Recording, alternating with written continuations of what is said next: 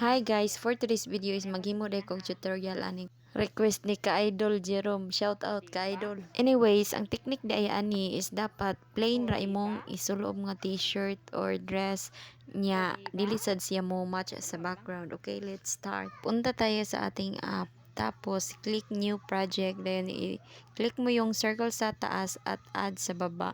So, mao ni ang akong video nga gibuhat. Kani akong sinina ha. Awa. Pa-snap-snap lang ako para ma-magic yung dress natin. O, di ba?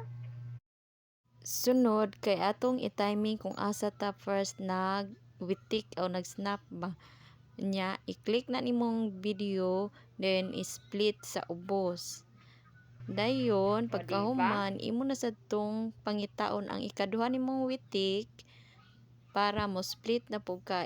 Maora gyud tanan ang imong buhaton, igo ra ka mag-split kung asa ka gusto ma-timing. Dapat adto jud ka mohunong og kanus mohuman ang imong pag-snap kay mao namang puto siya ang lahi nga color sa imong sinina.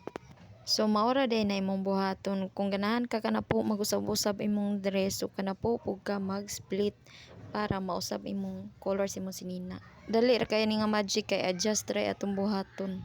So, mao na ni ang pag-usab sa atong sinina. Dapat atong unahon o click to ang first nato nga bali intro man na siya. So, dili sa tana hilabtan kato sang first nga atong split ka na siya. I-click na nimo dayon imong pangitaon sa ubos ang adjust.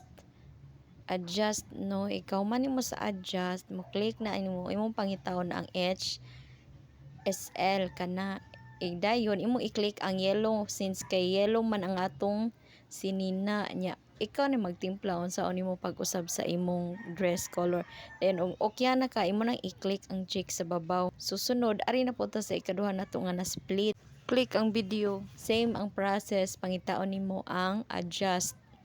Dayon pagkuman sa adjust SHL, ikaw na bahala og unsaon nimo. Mao na ni akong giingon kung kana po ka nag-split, so kana po sad ka mag-adjust. So mao ra man na balik-balik ra nimo.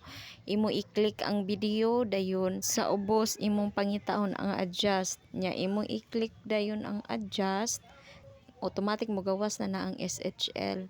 Balik-balik ra gyud niya og ma-okay na check sa babaw. So mo na ang technique ra gyud nimo is lahi ang imong color sa sinina or dapat jud siya plain. Dili ka pareha og sinina og ang imong background kay ngano mausab pud og apil ang imong background og pareha sila og color. Ang last part ana is imo nang i-delete ka na, i-click ang ending dayon delete sa ubos dayon i-export na nimo, okay na. Maora to, babayo, thank you.